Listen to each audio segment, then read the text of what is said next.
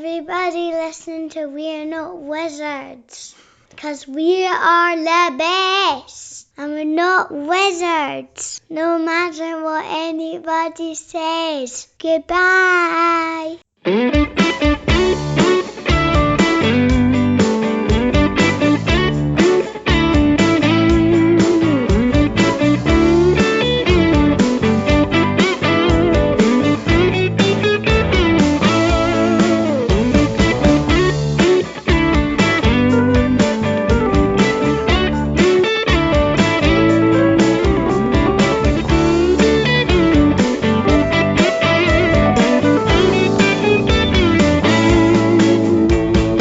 Hello and welcome to another episode of We're Not Wizards. My name's Richard. I'll be your host for today, or tomorrow, or Thursday, or Friday. Joining me today, we've decided to kind of like, if we went to McDonald's, we would have ordered fries, we would have ordered a drink, we would have ordered a Big Mac, and then we would have asked to kind of supersize me so I get like a little extra, like a sauce or maybe an extra portion of fries or something like that. Because joining me from, I guess, Tomb Guardians, I've got like a collection of people. It's almost like the four horsemen of the apocalypse, you could kind of say. Because I've got Cash Suwinski. So say hi, Cass. Hello, guys. I've got Bobby Jackson. Hello. I've got Patrick Keith. Hi there.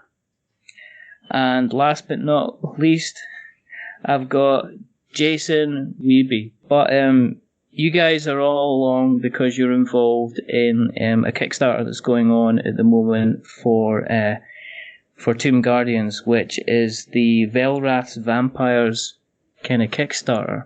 And you're kind of involved in various kind of stages. So, if we start off with yourself, kind of, Cass, do you wanna tell us kind of I guess a little bit about the kind of maybe the current campaign, and then the reason for the kind of the current campaign as well? Absolutely. Again, thank you for having us. Velrath Vampires is a collection of undead miniatures undead miniatures and accessories created by our outstanding sculptors, Bobby, Jason, and Patrick. Velrath Vampires includes 10 vampires, Queen Velrath, a mage, cleric, an anti-paladin, 2 grave spirits, and 4 male slaves. The backstory, summarizing the backstory to Velrath Vampires, essentially, Queen Velrath was, during her time being married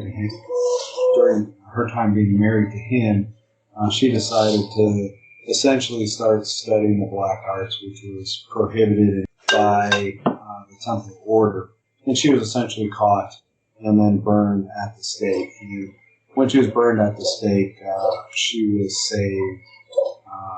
She was saved and transmuted into a vampire, and that's how she became the queen of the vampires. So the 3 main characters are female, three female faction characters. Of course, the queen and the cleric. Everybody else are male slaves to her, and Jason created those characters for us. Bobby did all our monsters in this campaign, which includes zombies, lich lords, and lich queen and skeletons for the stretch goals. And then Patrick did all our accessories, because I just didn't want to have miniatures in our Kickstarter. I felt when you go through a dungeon, not only, yes, miniatures are cool, but not only with the miniatures, I wanted to give people the option to get some accessories. So the accessories that we added to this particular Kickstarter is a mausoleum, which Patrick did, a set of 3 different coffins, a set of 6 tombstones, and then a sarcophagus is the accessories that are included in this particular Kickstarter. This Kickstarter is actually, the miniatures of this Kickstarter actually correspond to a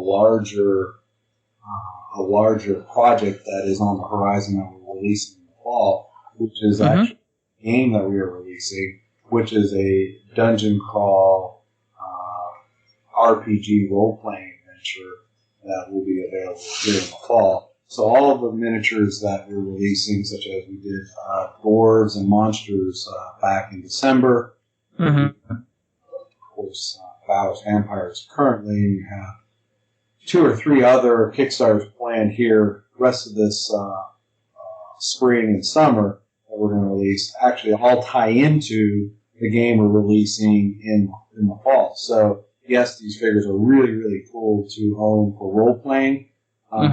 Also multi-purpose, so you can use them in our game, plus use them for Pathfinder or D&D, Call of Duty, or any other board game.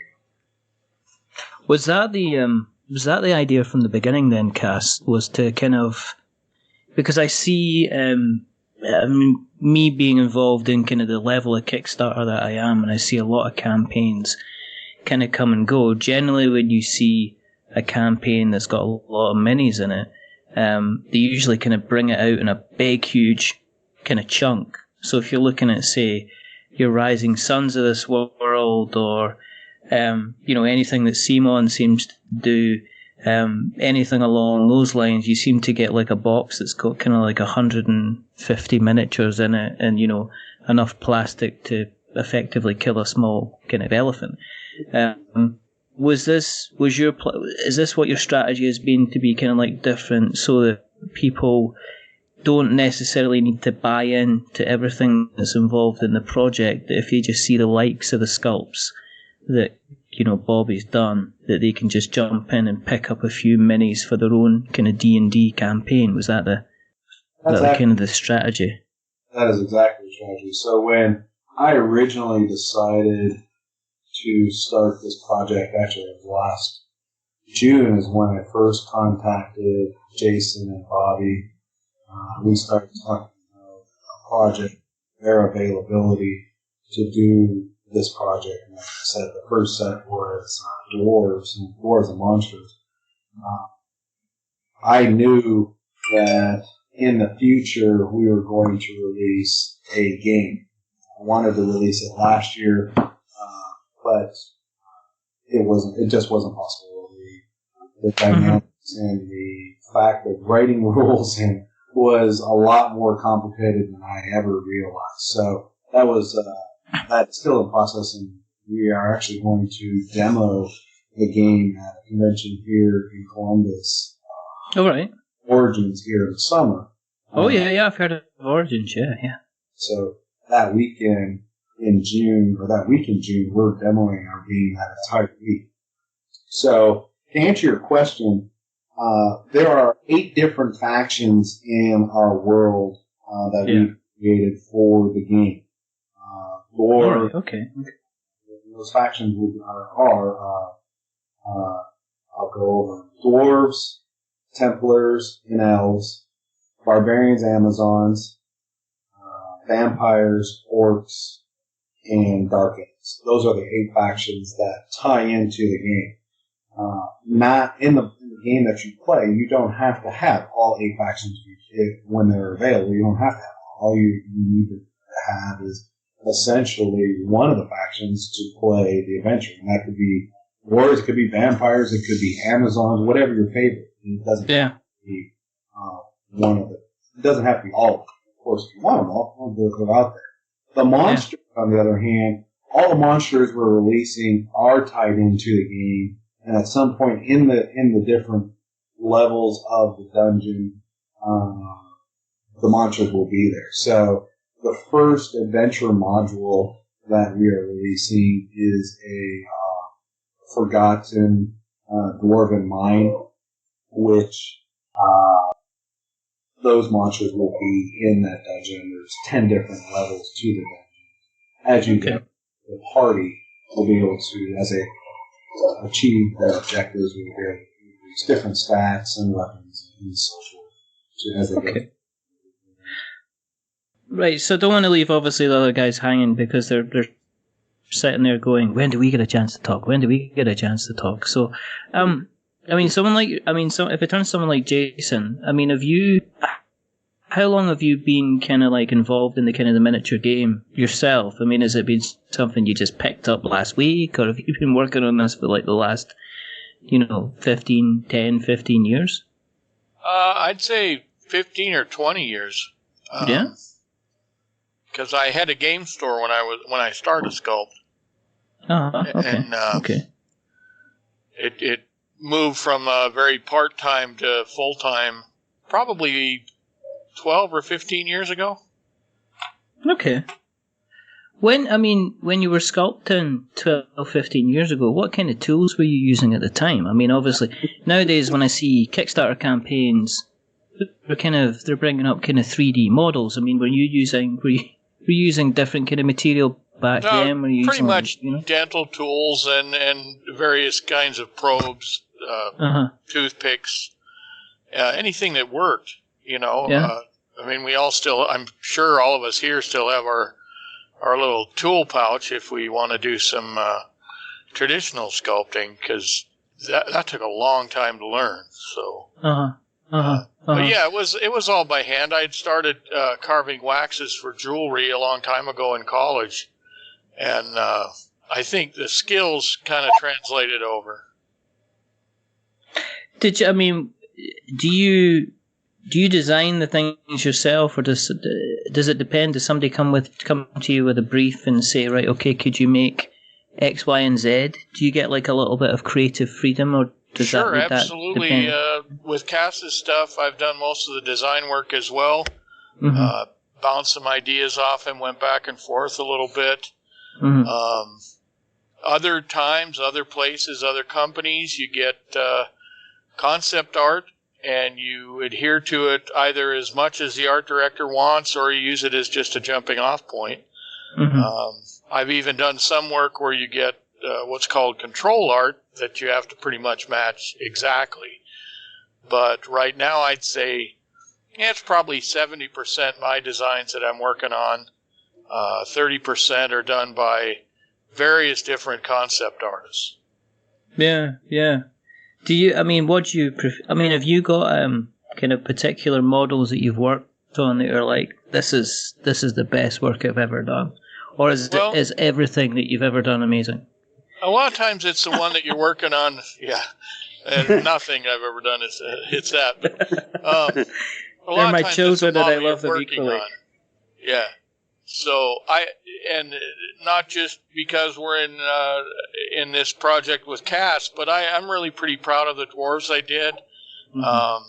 I like the vampires a lot. I've done an awful lot of work for Reaper that I really like. Yeah. So I think my most current stuff I like the best, but every once in a while I look at my miniature cabinet and look back over the years, and there's some pretty good stuff in there. Most of it's Bobby's or Pat's. Yeah, well, is it kind of cool to know that there's kind of people playing? There's going to be people kind of like playing with your miniatures and painting them up and putting a lot of time and effort to make them kind of look as kind of good as possible. Well, I'd say recently, in the last 10 years or so, it's really been driven by the quality of the paint jobs that we've been seeing. Yeah. I know we all, not just because our eyes are getting older, but we all had to upgrade our magnification and stuff when we were doing this sculpting traditionally, because the painters were asking for more and more detail, more and more sharp edges, better and better sculpts. And so I think it bounces back and forth, and the quality of paint jobs has skyrocketed. So I think by and large the quality of sculpted miniatures has gone up. Mm-hmm. Mm-hmm. What about yourself? What about yourself, Bobby? Are you in the same kind of boat as Jason? Are you guys kind of? Is there kind of like a mini sculpts club that you all kind of hang around with? A bar somewhere that Everybody kind of turns up, and then there's always the smart. Yeah, it would be convenient. This is a pretty damn big country, you know. Yeah, but we've all known each other forever. Yeah. Jason and I met back in the old chainmail days, I think, when we were working for Wizards of the Coast doing chainmail minis. Yep. Right. Yep. Okay. I mean, whenever that was a long time ago. And I mean, with you being involved in the design side yourself, do you get kind of like is that kind of a sense of fun? Do you ever kind of like play around with different kind of sculpts, kind of make changes?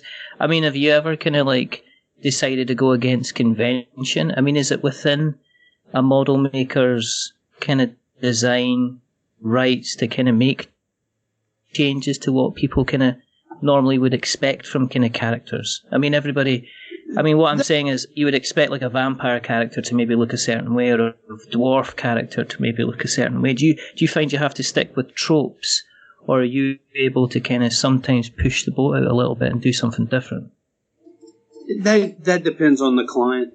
You have to meet the client's expectations, and if they've got a broad envelope, then you can push it and do something unusual. But usually, people want their trolls to look like a troll. So when the customer sees it hanging in the blister pack or online, they recognize, well, that's vaguely troll-like, and I'm going to part with my money. Yeah. Okay. What about I agree to that. Is with our sculptors Bobby and Jason and Patrick, I pretty much give them in our campaign the question you just asked. I try to, for the vampires, do something a little bit different. Instead of having a male head that oversaw the vampires, I decided to change that up and do something unconventional and say, hey, we're going to have this faction led by a female. Similar to our next campaign that's coming here in May or June, which Patrick is working on, which is the female Amazon faction. Those are all female factions led by females. So for myself, for our campaign here, for our game that we're releasing in the future, I tried to stretch people's imagination a little bit out and say, let's do something a little bit unconventional in regards to what people normally expect. I mean, there's talk. I mean, anyone can jump in with their opinion on this, but there's obviously noise about kind of the way that kind of female kind of models will be presented and kind of sexualized and stuff like that. And do you guys kind of find yourselves having to be more conscious of that as the kind of the hobby becomes more kind of widespread and more open to kind of more people kind of playing the roles? Do you find are you kind of be traditional, or are you trying to say, well, actually this is something that we need to be conscious of, that we can't just have a barbarian queen going about with her boobs out kind of thing? Well, yeah, I'll have to jump in on that right away because that's basically what kind of got me to launch our own line of Babes figures back in 2012, because I was sculpting a lot of female figures for a lot of different companies and stuff like that, and I would get feedback from painters and from gamers and all this. It's like, well, we want some really practically attired female characters to use in our games or to paint or whatever. And so I was sculpting all of these other figures for other companies. I thought, well, I'll put out my own little boutique line and specialize in just doing that. So but yeah, there has been a really big shift in the audience because like back in the day, Jason and Bobby were talking about playing D&D way back when it first came out, the 70s and 80s and stuff. And it's like it was really hard to find anybody to game with, And now what's really cool is that the further that we go along, it seems like the audience is really, it's not quite 50-50 yet, but like I see a lot more women gamers that are interested in playing tabletop games and painting and board games and all this. It's really, it seems like it's expanded quite a bit. Yeah, I mean, you have to look at like the likes of Critical Role at the moment, which have got their kind of Kickstarter at the moment, and it's like, I think they've done about $7.5 million on their animated series that they're doing, and I don't know if that would have been possible maybe even 5-10 years ago, that anybody would have kind of let that swing, but now it seems to be a major thing that attracts a kind of a lot of kind of like kind of mainstream kind of attention. In terms of, I was going to say, in terms of you kind of guys kind of reaching an audience and attracting an audience with such kind of competition out there, has that been a difficult thing to do? Has that been, I mean, have you found that the market's become more competitive over the last couple of years as well, especially with the likes of kind of Kickstarter? Yeah, Kickstarter has, it's pretty much democratized the whole industry. It's sort of like what happens with music, where it's so much easier now to get a small band in front of a lot of eyes. It's much easier. The market is much easier access. So what I'm finding is there's way more companies. They're not as big as some of the old companies used to be, but that also leads to a greater variety. When you're talking about being aware of the changing composition of gamers, that's perfect. That fits perfectly within the Kickstarter thing. It fits perfectly within the times. And it keeps, at least for me, it really keeps me on my toes, because you do have to pay attention to stuff like that. It's very, very important to get as many people in the markets as possible. But at the same time, there's a lot of factions within that market that you have to keep satisfied. There's a lot of old school gamers, for instance, that want their miniatures to look a certain way, and then you try to balance that with some of the new looks, and you still have to satisfy your art directors, and you still have to make $1. Yeah. So you kind of got to keep the kind of the balance there as well. I mean, but as I was saying, but I mean, Cass, have you found the kind of bringing Velrath to the kind of the Kickstarter market, has that been a lot of work to try to create some noise and create some interest and things like that in the campaign? Well, the biggest issue we have as a company, and Jason actually hit it right on the head when he said that there's a lot of companies out there, and a lot of smaller companies, and I'm a smaller company. So it's the biggest issue we have is we have three of probably the best sculptors in the country that work for us. It's getting our name there. Would you hire some more guys?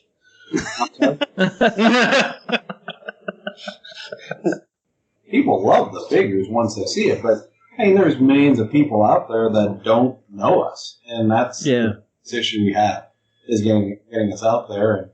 And that the other thing I want to bring up is that's one of the reasons, and Patrick brought this up, there's more female gamers out there that play D&D and board games, and that's why, and the dwarves that we release, some female dwarf in the dwarf release, we have females in Valish Vampires. Of course, the top 3 vampires are females. The next one we plan to release in May, June is an entire faction of female Amazons. There won't even be any figure in that release. Yeah. I mean, obviously the skills are there, because I've looked through the campaign and the quality of the miniatures is exceptional. It's wonderful. But then, as I say, I see kind of like, do you feel that Kickstarter seems to be kind of like unfairly skewed towards the bigger guys, that they have an automatic kind of foot up, that it's more difficult for guys like you to kind of get noticed? Well, I mean, the bigger guys, Reaper, WizKids, I mean, they're who they are. They have great products. I mean, our products, we don't offer resin or plastic miniatures. All our miniatures are made out of metal, and we offer a 5-year guarantee on all our miniatures. So if somebody breaks it, all they have to do is mail it back to me, and I'll replace it for free. And that's due to the quality of the sculpts that we do and our sculptors produce for us. So the big boys, I mean, I'm not in competition with them because I can't be, because I'm just not big enough. And yes, when Reaper releases one of their Bones factions or whatever release they do, I mean, they have thousands and thousands of patrons that know about them. And that's my disadvantage. I don't have that. Mm-hmm. See, I remember when I had my store and Reaper was the new kid on the block. It was a lot for them to break into that market. Probably the same thing that makes there be so many miniature companies right now is exactly why you couldn't break in the older days. And I'm talking like only 15 years ago. You can still use the internet to get your product in front of so many more people. They have more choices. But I'll tell you, looking at line drawings in the old Armory catalog used to be the only way you could see miniatures before you bought them. Yeah. Do you think the likes of kind of like, I mean, do you look at the stuff like coming from like Games Workshop and things like that? Are you guys aware of kind of the work that they're doing? Sure. Because, you know, I mean, they went through a lull for a while, but recently they seem to have trapped lightning in a bottle with the stuff that they're releasing. And I don't know if it's just... I think they have creative people back in charge of the company, to be honest with you. Yeah? Right. That's what it seems like, yeah. They've been more visible in the community by starting up the Warhammer TV. And they've returned to doing trade shows, like Adepticon and this kind of thing, and promoting events more. So, yeah, it seems to be they're more community conscious now than they used to be. And also just the quality of the sculpts. I really think that it took a turn whenever they kind of went all digital on their sculpts. It really kind of opened up a wider opportunity for them to do more dynamic stuff for plastic production, because they could test stuff before actually going to mold with it. So I think that's really helped out a lot too. But make no mistake, they look at these little Kickstarters as well. I mean, you can trace a lot of the stuff that they're doing. You can think back to some of the stuff you've seen at Kickstarter that you wouldn't have thought would have sold. And I see shadows of it, echoes of it. Mm-hmm. Yeah, I mean... what I think is kind of cyclical about it... Oh, go ahead. I'm sorry. No, go on, you go. You're the guest. Oh. I need to shut up. What I think is kind of cyclical about it is like what Jason was talking about. Was it's funny because I look at like for example, Privateer Press will put out certain things for War Machine, and then several months later you'll see kind of this steampunk influence in some of the newer stuff that Games Workshop is putting out. So it's kind of this reciprocating sort of a thing where it's like, okay, well, pulp sci-fi's, it kind of became more popular, and so now, you see a lot of the, I guess, 30K stuff where it's got this really kind of pulp sci-fi kind of feel to it. So they seem to be kind of trying to hit everything, all over the place. Yeah. Do you also kind of see? Do you sometimes wish that some campaigns just didn't bother with kind of putting miniatures in there at all and just left it to kind of doing standees with some of the quality of the miniatures that is kind of coming out? Because I know there's been a couple of cases quite recently that the 3D sculpts of the minis that were released on certain projects have had a lot of really, really negative feedback, because the actual final produced versions they've been, here's the pictures of the final produced models have kind of like, I guess, not been as high a quality as the kind of the 3D sculpts that were kind of promised. Well, as the technologies converge, we've got a lot of guys who are great artists and are trained to do 3D stuff, but didn't come from the miniature side. So they're coming from the other direction that the three of us are. We were miniature sculptors first, and then started to do the digital thing.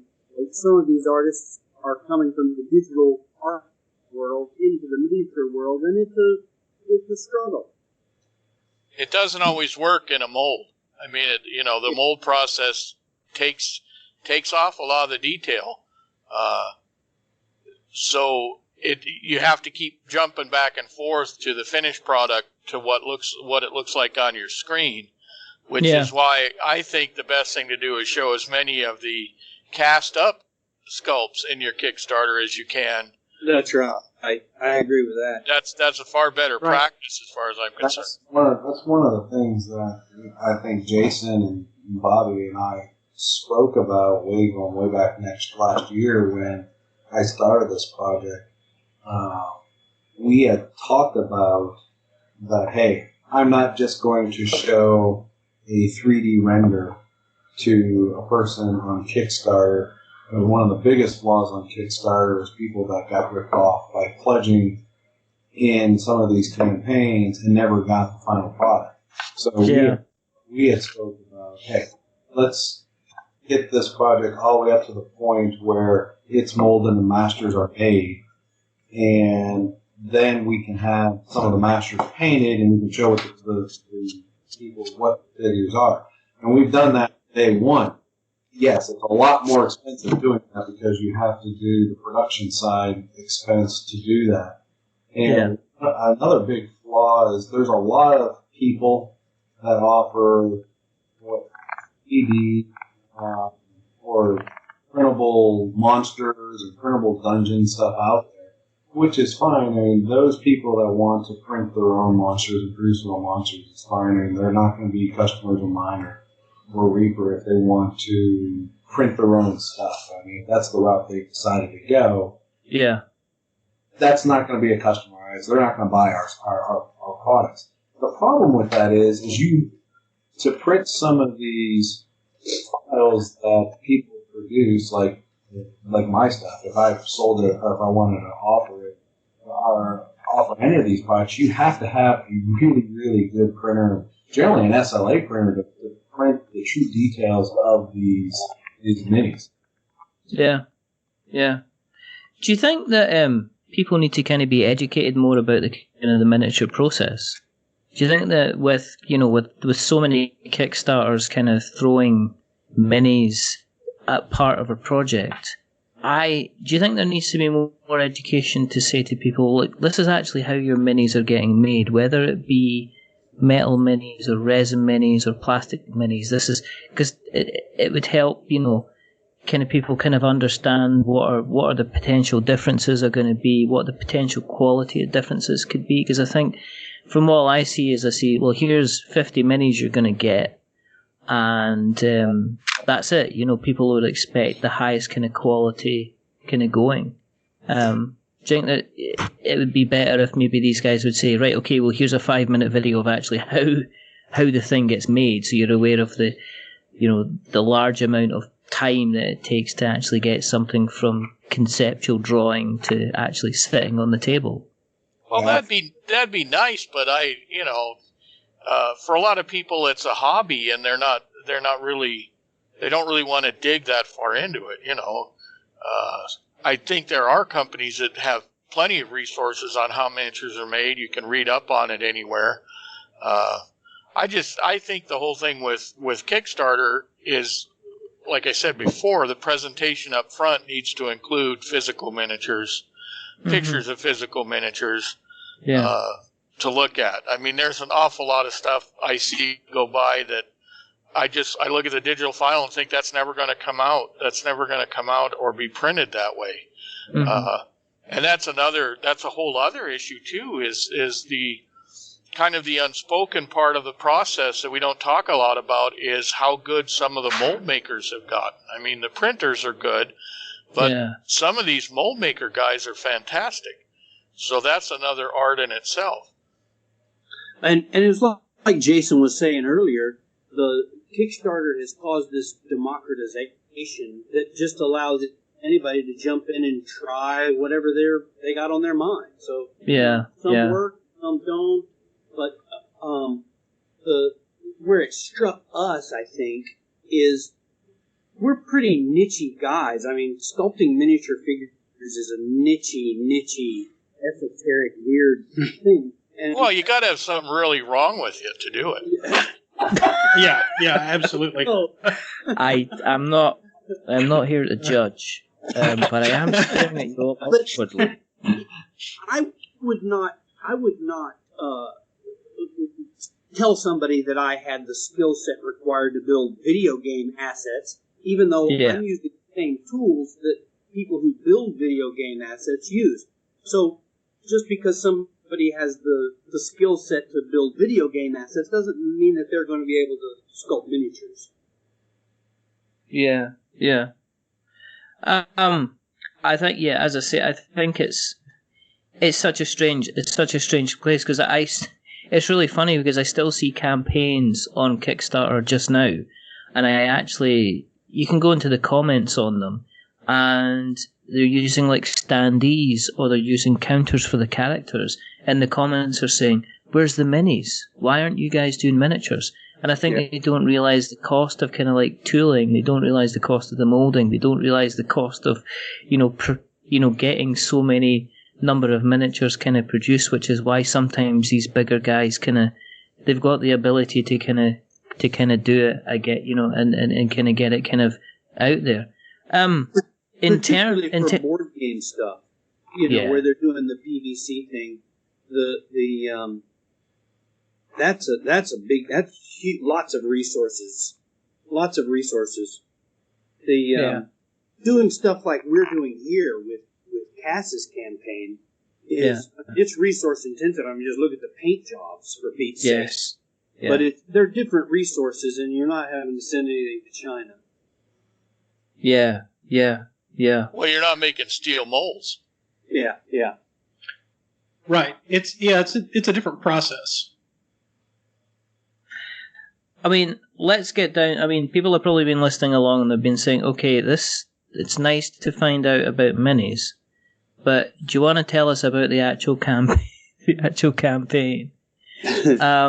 So, Cass, do you want to talk? Do you want to kind of educate us a bit more about the price of entry? How much do we have to spend? What are the pledge levels? Things like that. Well, how do we get involved, Cass? Well, I tried to make it really simple, this Kickstarter campaign, the last one. There are only 3 levels for pledging in our campaign. The first level is an a la carte level, which is a $7 level. All the minis cost $7. You can buy 1 or you can buy 100. And they each cost $7. Okay. That's the a la carte level.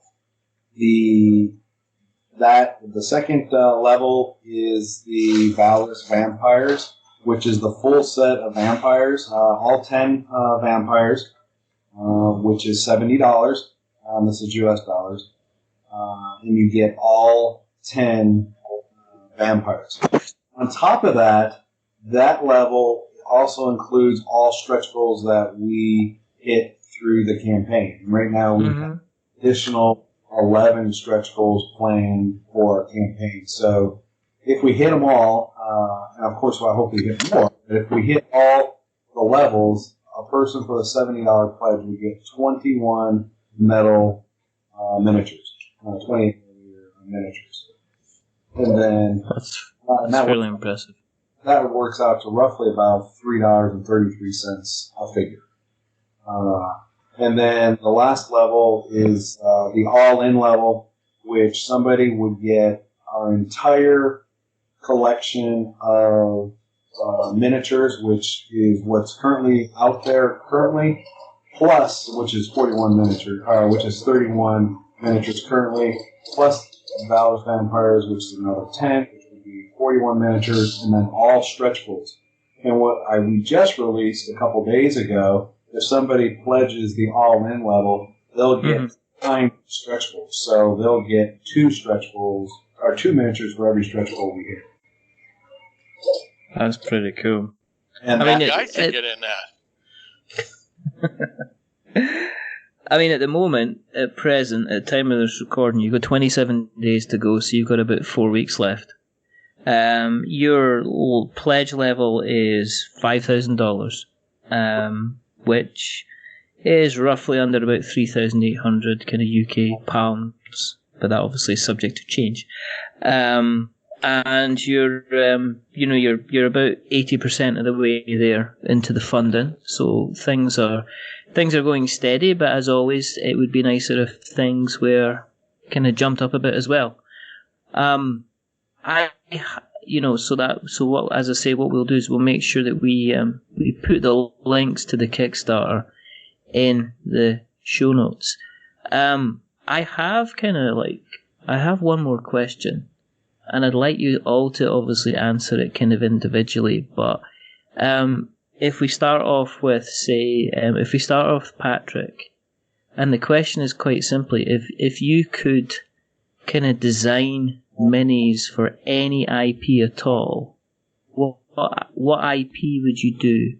Anything at all. The show's open. You've got the rights. I've got the rights to anything. What is it you would love to create sculpts for? That would have to be the Star Wars property.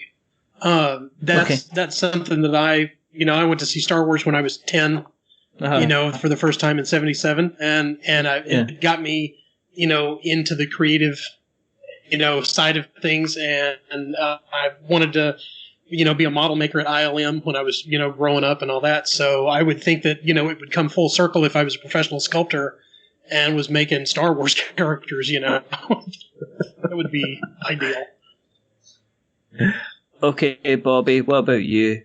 You're not allowed to pick Star Wars, you got to pick something else. Did I steal it? You're not allowed to say Star Wars. I'm not going to get 4 answers of Star Wars here, guys. So just worry. No, go to Jason. I got to think about that. I'm not sure. Oh, okay. Well, Jason will know straight away. Any IP you could have. Sure, the Disney universe. Oh, there you go. There you go. Straight in there. But that also includes Star Wars. No, that includes Star Wars. You're not allowed. Marvel and DC. I might buy in with Harry Potter stuff. Some of that, the Fantastic Beasts series. It's really hard. I mean, there's so many good things out there. I did actually work on some of the Blizzard stuff, and there's wonderful visualization in there. Yeah. Some of my favorite science fiction and fantasy novels, you'd have to get really good at characterization of actual people, which is not really something I do a lot, and I tend to like broader things. But I don't know. So Jason's answer is basically everything. Basically everything. Yeah. Jason wants Disney, which means Jason wants everything. So it's Marvel. Well, yeah, Marvel, Disney owns everything. Star Wars. Yeah, pretty much. No, Pat can have Star Wars. That's no problem. Okay. I like Star Wars, but I think Pat would do a hell of a job with it. Yeah. Oh, thanks. Okay, Cass. Now that I've given it some thought, I think what I would do is I would like to do my version of some of the Edgar Rice Burroughs stuff. Oh, yeah. Yeah. Good answer. Yeah, I'm thinking I'd like some of the Mars stuff, some of the Pellucidar monsters. That would be fun. I think Disney owns a lot of that too now. A lot of it's domain. Yeah, sorry, that all belongs to Jason, I'm afraid. Yeah. Modiphius is actually they're putting out a role playing and a miniatures game already. So it's you've got a shot at that. I'd like to do my version.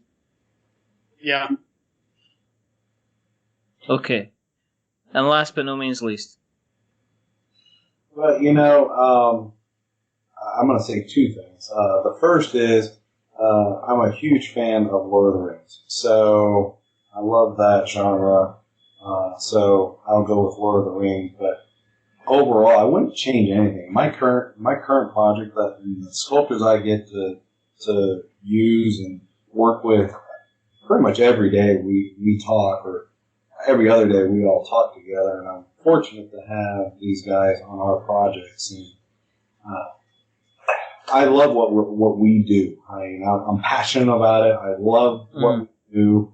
This is my passion, and I wouldn't change that. So if I had to pick what I'm doing currently, and if I had to pick something else, I'd say Lord of the Rings. Excellent. Cool. Well, as I say, we're going to put the links to the campaign in the show notes so that we have kind of notes to show. Is there any place else that we can find you, fine gentlemen, on the internet webs? Do we have websites? Do we have Twitter handles? Patrick, for instance, have you got your own little website? Oh, yeah. You can check out my own stuff over at bombshellminis.com. Okay. And then you can find me on Instagram and Twitter as SculptDude. Okay. Bobby, I'll come back to you at the end so you can make your mind up. I'm struggling. Jason, where can we find you on the internet webs? Well, best place is Facebook, just under my name. Just look through my profile pictures, and you'll see a lot of stuff there. Obviously, I'll learn how to pronounce it properly for next time.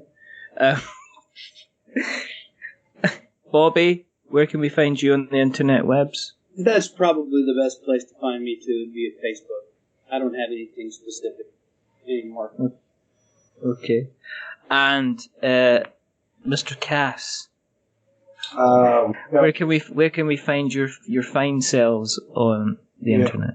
We're at Toon Guardians Miniatures on Facebook, and our webpage is toonguardians.com, and then Instagram is Toon Guardians Miniatures, and then of course our Kickstarter campaign. Somebody, if you can't find it on the link that you're going to provide, they can just search by Toon Guardians, and they'll be able to find the campaign.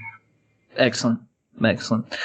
Okay, if you want to find out where we're up to on the internet webs, if you go to Google and if you search for We're Not Wizards, you'll find us on Twitter at We're Not Wizards, Facebook at We're Not Wizards, you'll find us on our website at We're Not Wizards, and you'll find us on Instagram as well, because we like a picture at We're Not Wizards. You can find us on all the podcast catchers like your Stitcher and Spreaker and Acast and Castbox and Podbean and Podknife and everything that's got the name Pod or Cast in it. You can probably find us as well. If you like what you've listened to tonight, and I'm tempted to actually just get some of these gentlemen back on because it's been a fascinating chat, then you can do two things. The first thing is you can go and tell somebody else about it, because one of the ways that we spread the word is by getting other people to tell other people about what we do.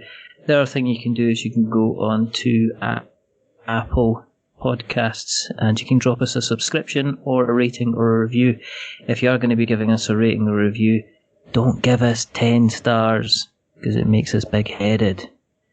But don't give us 1 star because it makes us cry. And I'm an ugly crier. I'd be the ugliest sculpt if somebody sculpted me when I was crying. Give us something in the middle, like a 5 to average, and we're just a little bit average. For the gentlemen who have not been average tonight, I give you Patrick, I give you Bobby, I give you Cass, and I give you Jason, and I give you a whole pile of wonderful miniatures. Thank you again, gentlemen, for coming on the show. Thank you. Really appreciate it. It was fun, thanks. Mm-hmm. There's only 2 more things to do. The first thing is to remember that we are many things, but we're not wizards. Are we wizards? I'm not a wizard. I'm not. Don't all rush in at once. Bobby's still deciding. We'll give Bobby. We'll give Bobby. Mike very well a wizard. Yeah, don't even want to know. It's not up for discussion. And the second thing is to say goodbye. So it's a goodbye from Jason. Say goodbye, Jason. Goodbye, Jason. It's a goodbye from Patrick. Say goodbye, Patrick. Goodbye, Patrick. Say goodbye, Bobby. Goodbye, Bobby. And say goodbye, Cass. Bye, Cass. It's 4 for 4. It's a full set. And it's a goodbye from me. Remember, stay safe. Roll 6s. And yeah, I mean, get yourself on to this campaign. As I say, it's Queen of the Damned Velrath Vampires, and it's at Kickstarter just now. Check it out, give it a look, and if you fancy sticking some buckaroos down for a back, then consider doing that instead. But until the next time, goodbye.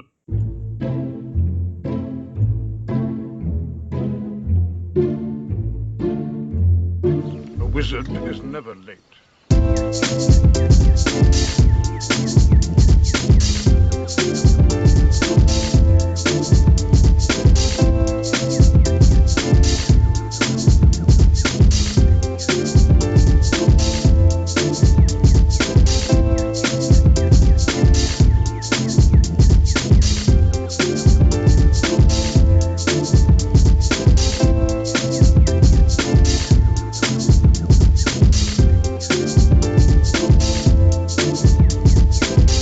Nor is he early. He arrives precisely when he means to.